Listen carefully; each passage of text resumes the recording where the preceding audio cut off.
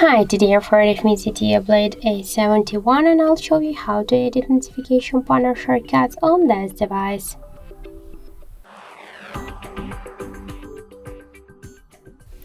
So first we should open the notification panel, and if you want to add here some options or remove some of them or just to change the positions of the icons, you should click on this edit icon.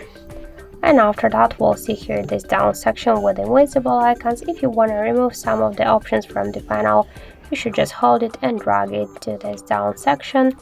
And just if you want to add some options from here, you should by the same way hold it and drag it here. Just to change the positions of these options, you should hold it and just drag it. As you can see, that's so simple. If you want to reset all of the changes, you should click here to the reset, or just to save the changes you should click to go back, and that's it. So thank you for watching, and if you find this video helpful, don't forget to leave a like, comment and to subscribe our channel.